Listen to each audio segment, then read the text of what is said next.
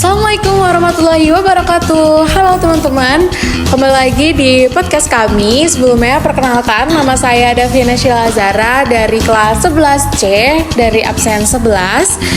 Dan tentunya kali ini aku nggak sendirian, aku ditemenin sama teman-temanku yang sebagai narasumbernya di sini. Mari kita sambut dulu teman-teman aku. Ayo ke sini. Halo. Halo, gimana kabarnya Mas, Mbak? Alhamdulillah baik, oke. Nah, kali ini di podcast kali ini tentunya kita akan membahas berita yang belakangan ini sedang viral, yang tentunya lagi panas-panasnya banget ya, yaitu tentang bocah 6 tahun yang dibunuh oleh ibu tirinya.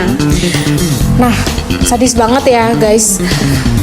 Jadi ceritanya ini sangat menarik banget buat dibahas, dan pastinya kalau kejadian seperti ini pasti ada sebabnya kan ya, ada motifnya. Penasaran kan gimana ceritanya? Makanya tonton terus, jangan di skip. Oke guys, kita lanjut ke ceritanya. Kita bakal tanya-tanya ke narasumbernya nih. Siapa sih nama korbannya? Nizam. Kira-kira di kasus ini itu pelakunya hanya ibu tirinya atau ada dari pihak lain? Ibu tirinya aja. Hanya ibu tirinya aja ya. Itu kan otomatis ayahnya tuh punya 2 istri ya. Dari istri pertama dan istri kedua itu ada berapa anak masing-masingnya? Istri pertama itu ada satu anak. Istri kedua itu ada satu anak. Oh, berarti ada Nizam sama adiknya ya? Betul. Kira-kira kapan sih kronologinya, terus di mana? Tepatnya di rumah pelaku, Pontianak, Kalimantan Barat, ditemukan dalam keadaan terbungkus karung pada hari Kamis 22 Agustus 2024. Oh gitu. Nah, ayah kandungnya sama ibu tirinya itu menikahnya udah berapa tahun? Sudah 3 tahun. 3 tahun. Selama 3 tahun itu ada indikasi atau kecurigaan apa gitu nggak ke Nizam? Selama ini baik-baik aja, nggak ada rasa curiga. Kita terima itu ada ayah korban merasa curiga. Mata dari Nizam itu merah, terus waktu ditanyain itu Nizam ngakunya kebentur pintu. Oh, kebentur pintu. Nizam memang baik sekali, walaupun dipaksa dimarahin untuk ngaku tetap aja nggak ngaku dia. Oh gitu. Nah, dari kasus ini kronologinya tuh seperti apa sih? Nah, menurut berita yang saya baca, jadi malamnya itu Nizam masih belajar seperti biasa. Terus paginya Nizam berangkat sekolah. Lalu Senin ayahnya ada dinas di luar kota. Besokan harinya, hari Selasa, ayahnya sampai di dinasnya itu. Ayahnya langsung telepon Nizam lewat ibu tirinya. Iya. Waktu itu ibu tirinya menjawab kalau Nizam itu lagi tidur. Nah, supaya nggak ganggu istirahatnya Nizam, ayahnya telepon besokan harinya lagi. Nah, waktu ditelepon lagi nggak diangkat sama mama tirinya itu. Oh, nggak diangkat. Iya, terus karena ayahnya Nizam merasa nggak enak. Perasaannya nggak enak gitu ya? Perasaannya nggak enak, langsung pulang hari itu juga. Sampai di rumah ada yang janggal. Biasanya kan ayahnya dibukain pintu sama anak-anaknya, sambil teriak-teriak ayah pulang gitu kan. Terus kok nggak ada. Ayahnya tanya ke ibu tirinya jawab kalau Nizam dijemput sama mama sama ayahnya. Mama kandungnya. Ya. Terus mama kandungnya itu katanya nunggu di bandara. Terus Nizam dijemput sama 2 orang laki-laki. Yang satu namanya Yogi itu katanya pacarnya mama kandungnya Nizam. Oh, pacar mama kandungnya Nizam. Mamanya nunggu di bandara gitu. Terus ayahnya kan marah banget kan, ayahnya Nizam. Dia langsung ke polsek lapor dengan alasan kehilangan anak. Terus waktu di polsek itu juga ayah Nizam meminta ibu tirinya itu nelpon mama kandungnya Nizam. Karena kan tadi alasannya dari awalnya kan bilangnya dijemput sama mamahnya sama pacarnya itu ya. Waktu ditelepon mama Nizam jawab kalau Nizam nggak ada di saya gitu. Terus si pelaku tetap ngarang-ngarang cerita, bilang kalau tadi dijemput sama pacarnya Mbak gitu. Terus karena ada yang janggal gitu toh. Terus polisinya langsung berangkat ke TKP untuk ngecek. TKP itu ke rumahnya. Rumah si pelaku. terus nggak nemukan apa-apa di situ, Oh gitu. Terus nggak ada bau aneh-aneh juga. Terus sore pukul 5 itu ibu tiri Nizam Iya. itu telepon ayah Nizam, bilang kalau suruh ngecek karung yang ada di belakang rumah. karung. Iya. Terus Waktu dicek memang benar di dalam karung itu ada jasadnya Nizam. ya Allah, kasihan banget.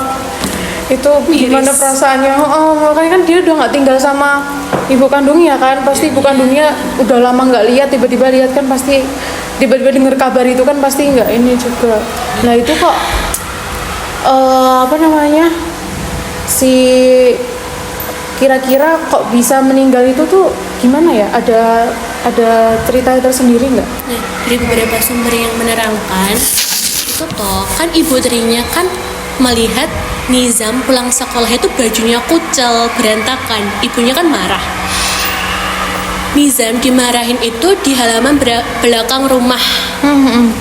Dimarahin terus tidak diizinkan masuk dan tidak diberikan makan, sehingga dalam keadaan pintu rumah dikunci dari dalam dan hujan turun dengan sangat deras. Nah, Selasa jam 11 siang Nizam itu baru diizinkan masuk. Ibu tirinya yang melihat Nizam bajunya kotor, badannya ada sedikit bercak-bercak tanah akibat hujan, itu disuruh mandi.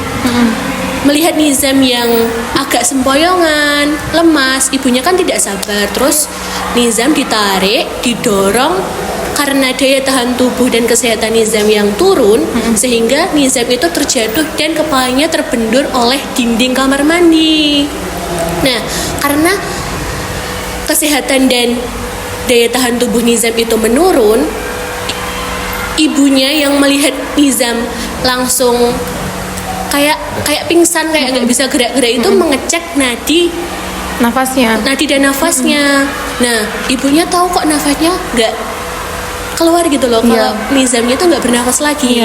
Nah, ibunya panik, kemudian tuh memberi pernafasan buatan. Sudah dicoba beberapa kali, tidak berhasil, sehingga ibunya yang panik itu toh ngambil beberapa plastik agak besar-besar gitu loh untuk membungkus tubuh Nizam. Oh berarti dia anak Nizamnya tuh posisinya udah nggak ada ya? Iya, udah nggak ada. Oh, gitu. Karena kan sudah diberi nafas buatan tapi tidak berhasil gitu loh. Nah, habis itu setelah dibungkus beberapa plastik, kemudian Nizamnya itu dibungkus di dalam karung. Habis dibungkus di dalam karung, kemudian diseret. Terus kan biasanya kalau rumah itu kan ada celah-celahnya gitu toh. Nah, Nizam itu dibuang di celah-celah antara rumah tetangga dan rumah pelaku. Oh berarti di lorongnya gitu Iya, ya mungkin begitu. ya. Guys, dengar ceritanya tuh sedih banget ya Allah, apalagi jadi orang tuanya kan.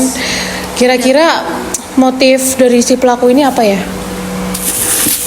Seorang ibu tiri itu cemburu kepada ayahnya Nizam, karena ayahnya Nizam itu lebih menyayangi Nizam daripada adiknya itu. Adiknya dari anak dari Ibu ibu tirinya tirinya itu ya. Iya. Oh gitu. Terus pelakunya itu dapat hukuman apa kira-kira?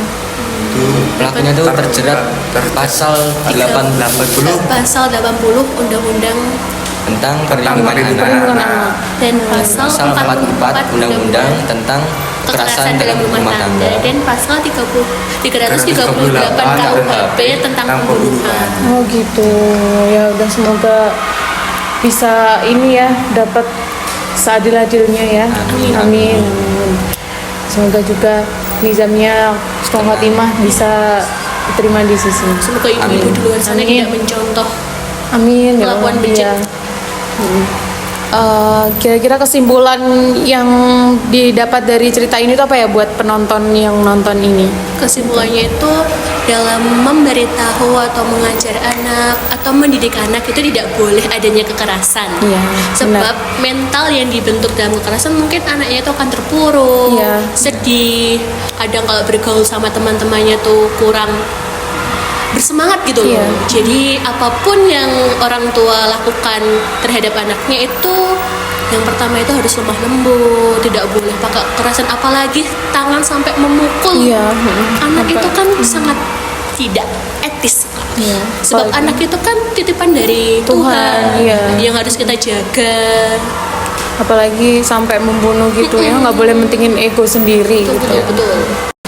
Nah guys, itu tadi cerita dari kasus ini ya. Semoga ada pelajaran yang bisa diambil untuk kalian semuanya. Sebagai orang tua nantinya. Ya gitu. Oke, sekian podcast kita hari ini. Semoga bermanfaat untuk Kalian kita semua, kalian semuanya. Mari kita tutup